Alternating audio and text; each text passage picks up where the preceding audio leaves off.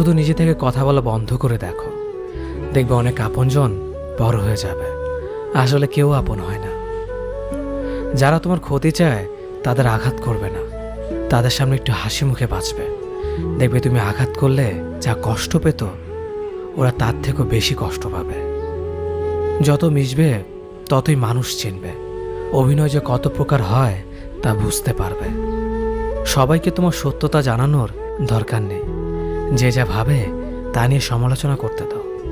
বেঈমান মানুষগুলো কখনো অপরিচিত মানুষ হয় না, খুব কাছের মানুষগুলোই বেঈমান হয়।